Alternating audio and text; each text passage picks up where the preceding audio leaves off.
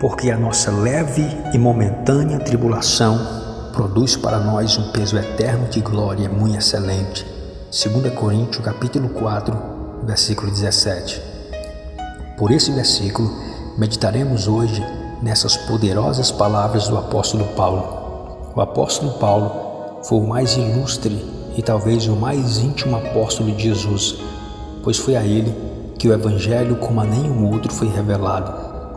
Mas não foi só o seu grande entendimento do Evangelho que ele fez se destacar sobre os demais apóstolos. Paulo, de todos os apóstolos, talvez se destacou por ser o apóstolo que mais sofreu pelo Evangelho. Já no seu começo de sua fé, teve que descer um cesto para não ser morto pelos judeus de Damasco. Já em Antioquia, foi expulso pelos poderosos da cidade. Os judeus, mulheres e homens de alta posição na cidade o expulsaram pelo simples fato de estar pregando o Evangelho. Já em Atos capítulo 14, em Listra, Paulo foi arrastado por uma multidão para fora da cidade e foi apedrejado quase até a morte. Na Macedônia, foi açoitado, preso e amarrado com os pés em um tronco, por expulsar um demônio de uma jovem adivinhadora que dava muito lucro aos que a exploravam. Em Atos 17, mais uma vez foi perseguido, agora na Tessalônica, novamente pelos judeus por estar pregando o Evangelho. Em Atos capítulo 19, agora na cidade de Éfeso, alguns ouvires, temendo ficar sem seu lucro por produzir imagens de deuses para adoração, incitaram um grande tumulto contra Paulo e outros discípulos, o que fez a estadia de Paulo nesta cidade ainda mais perigosa.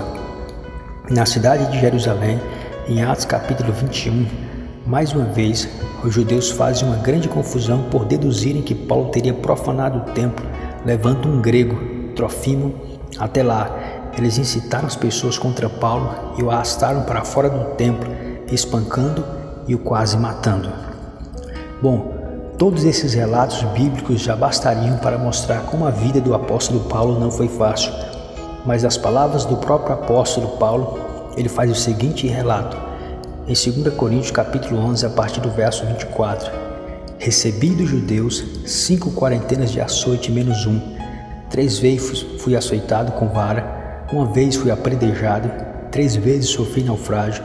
Uma noite e um dia passei no abismo.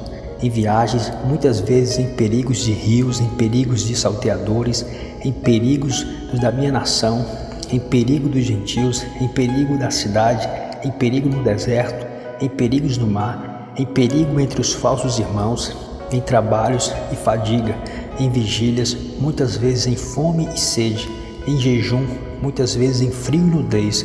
Além das coisas exteriores, me oprime cada dia o cuidado de todas as igrejas. Todos esses relatos nos mostram como Paulo sofreu pelo Evangelho, e todos os apóstolos Paulo teria muito mais motivo para abrir mão de tudo, do seu chamado e viver uma vida como um judeu normal. Mas o que vemos é um homem disposto a terminar a missão que lhe foi dada, cumprir sua carreira, não importasse o que acontecesse, pois Paulo sabia quem estava com ele. Não era um defunto, como muitos afirmavam, ou um farsante, mas seu Senhor e Salvador. Os açoites, os cravos, a cruz não teve poder algum sobre ele, nem mesmo a morte pode deter o nosso Jesus.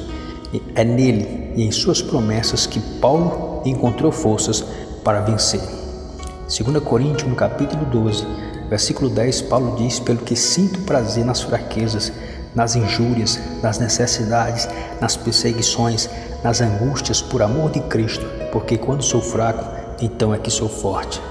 Para Paulo, as aflições desse tempo presente não se comparam com a glória que nele se revelaria. Mesmo em meio à tribulação, ele não se angustiava, perplexo com tantas aflições, mas não desanimava, e quando perseguido, sabia que Deus nunca o desampararia. Para Paulo, as lutas e dificuldades dessa vida são leves quando comparado com as glórias eternas dos céus. Meus irmãos, enquanto estivermos nessa terra, lutas e aflições nos aguardam. Já dizia Jesus: no mundo nós teremos aflições.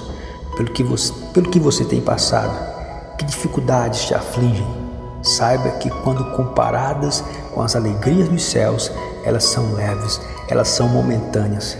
Não desista, continue crendo, pois o nosso Deus, segundo as suas riquezas, suprirá todas as suas necessidades em glória por Cristo Jesus.